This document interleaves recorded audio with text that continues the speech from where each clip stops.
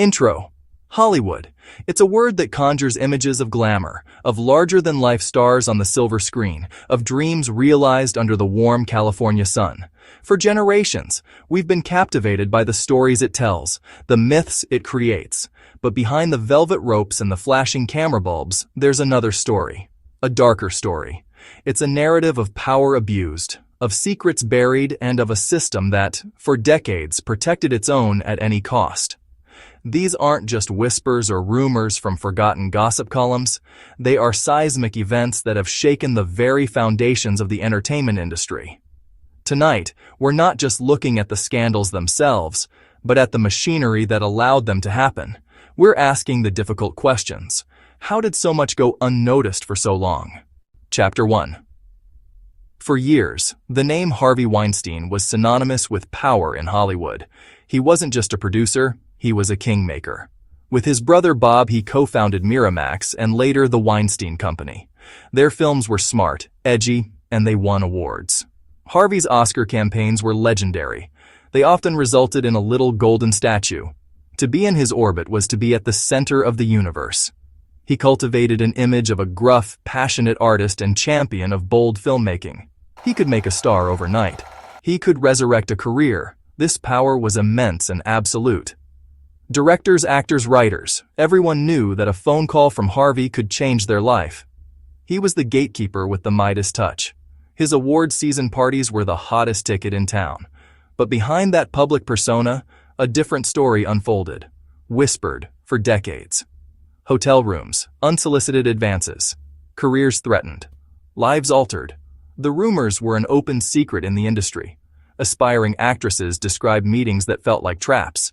The pattern was chillingly consistent, an invitation to a hotel turning inappropriate. For nearly 30 years, it was shielded by silence. Weinstein's power was the ultimate currency. To speak out risked everything. Your career, your reputation, your future.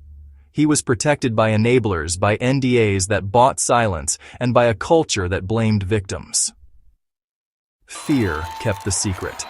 Then, in October 2017, the dam broke. The New York Times, The New Yorker, published on-the-record accounts from numerous women. The stories painted a portrait of a predator, not a flawed genius. The number of accusers was staggering.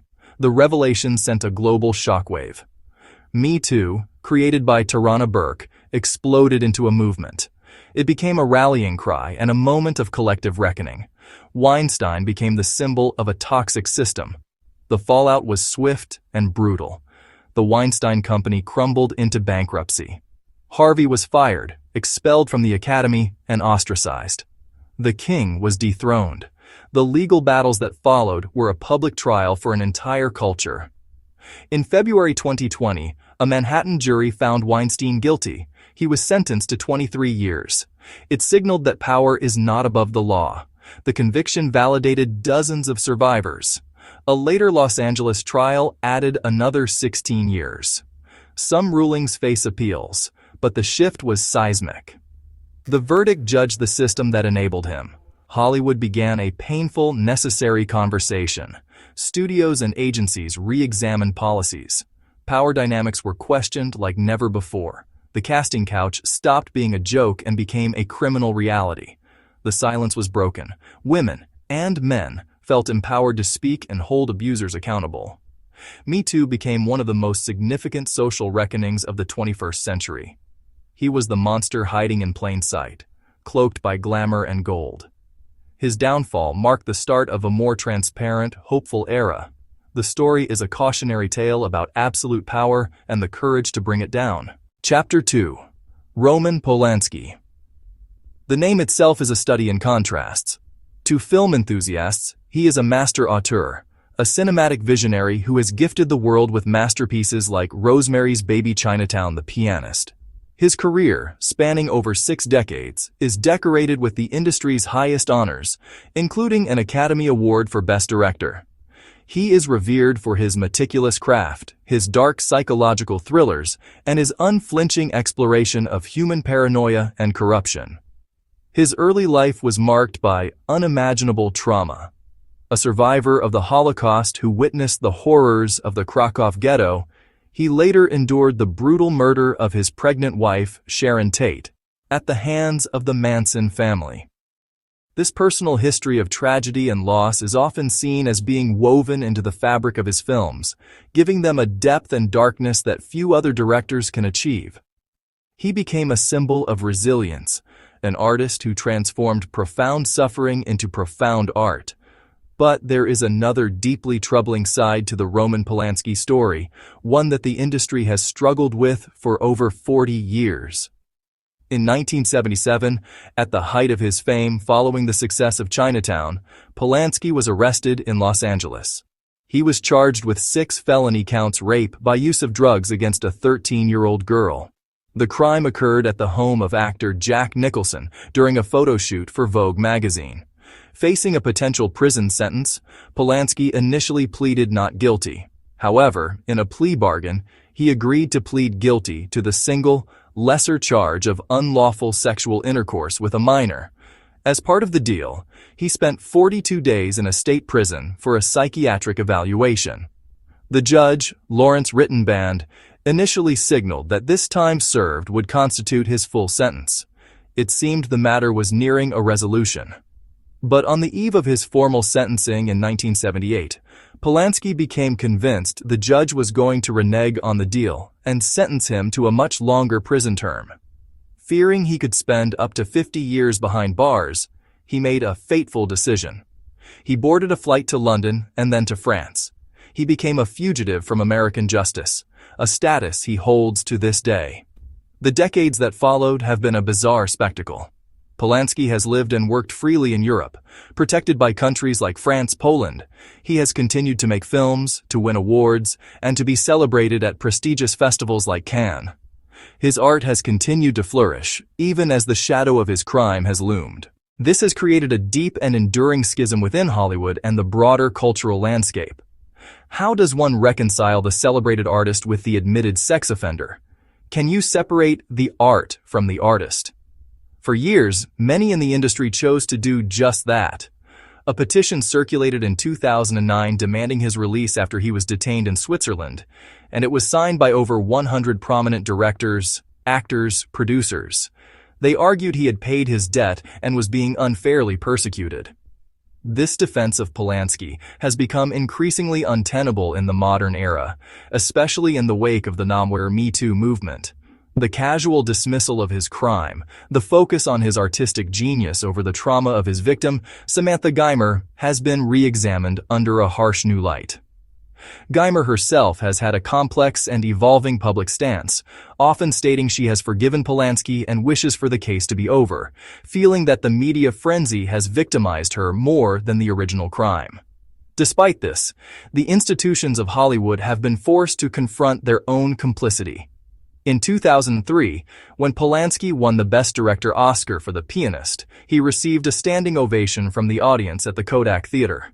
Harrison Ford accepted the award on his behalf, as Polanski could not enter the country. In hindsight, that moment is seen by many as a profound moral failure for the Academy. Years later, the tide began to turn. In 2018, following the Weinstein revelations, the Academy of Motion Picture Arts and Sciences finally voted to expel Roman Polanski, Bill Cosby. It was a symbolic gesture, but a significant one. The message was clear. The old rules no longer applied. The Polanski case remains a raw, open wound. It's a story with no easy answers, forcing us to grapple with difficult questions about justice, forgiveness, and accountability. It highlights a system that, for decades, seemed willing to forgive a man for his crimes against a child, but not for the crime of embarrassing the court by fleeing. It's a story of a fugitive who never stopped working, and an industry that never quite figured out what to do with him. His legacy will forever be twofold: a master of cinema and a fugitive from justice. The applause for his films will always be mixed with the echo of a judge's gavel that never had its final say. The story of Roman Polanski is not just about one man's crime, but about an industry's long and complicated history of choosing to look away, and the painful ongoing process of finally being forced to see. Chapter 3. For many, the college admissions process is a rite of passage, a stressful period of applications, essays, and anxious waiting. It's supposed to be a meritocracy.